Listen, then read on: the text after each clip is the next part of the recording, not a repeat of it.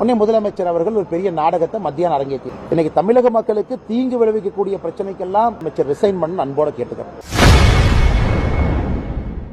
Tungsten சுரங்கத்திற்கு ஆரம்பத்தில் தமிழக அரசு எதிர்க்கவில்லை என்றும், ஆனால் தற்போது எதிர்ப்பது போன்று முதல்வர் நாடகம் போட்டு மக்களை ஏமாற்றுகிறார் என பாஜக மாநில தலைவர் அண்ணாமலை விமர்சித்துள்ளார்.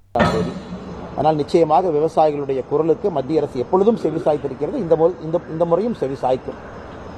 ஆனால் இதை முதலமைச்சர் அவர்கள் சட்டமன்றத்தில் பெரிய நாடகமாக அரவேங்க. அவருக்கு தெரியும், நாங்கள் காலையில் கடிதம் எழுதிட்டோன்னு தெரியும், காலையில் நாங்கள் மத்திய அமைச்சர்கிட்ட பேசிட்டோன்னு தெரியும். ஆனால் பாரதிய ஜனதா கட்சி இப்பொழுது இதுவரை தமிழகத்தில் மக்களுடைய குரலாக சொல்லியதெல்லாம் மத்திய அரசு கேட்டிருக்கிறாங்க, இந்த முறையும் கேட்க போகிறாங்க.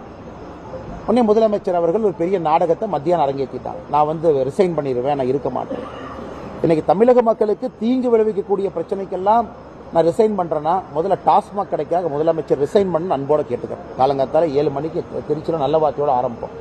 தமிழக நம்முடைய பெண்கள் தாய்மார்களுடைய தாலியெல்லாம் அறுக்கக்கூடிய தீங்கு விளைவிக்கக்கூடிய டாஸ்மாக் இருக்கு. முதலமைச்சரையா ரிசைன் பண்ணாமல் இருக்காரு?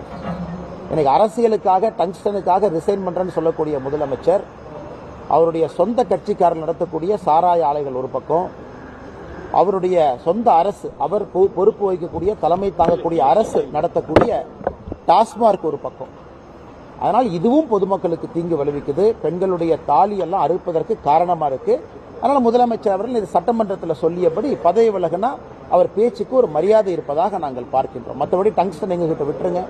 12ஆம் தேதி திரும்பி வரும் பொழுது ஒரு நல்ல ஒரு முடிவோடு தான் அந்த பகுதியினுடைய விவசாய பெருமக்களுக்கு வருவோம். அதன் பிறகுதான் அந்த பகுதிக்கு போய் நாங்கள் விவசாய பெருமக்களையும் பார்க்க போறோம். இது முதல் விஷயம் உங்கள்கிட்ட சொல்லணும். இரண்டாவது, நம்முடைய வந்தோடனே நம்முடைய அண்ணன்லாம் கேட்டீங்கன்னா இந்த மாதிரி விசிகே கட்சியிலிருந்து ஒரு நீக்கியிருக்காங்க, அவங்க கருத்து என்ன அப்படின்னு. ஆனால் இதில் நாங்கள் கருத்து சொல்றதுக்கு என்னங்கண்ணா இருக்கு? நீங்கள் அந்த அம்பேத்கர் ஐயாவை பற்றி அந்த புத்தக வெளியீட்டு விழாவில் நடந்திருக்கக்கூடிய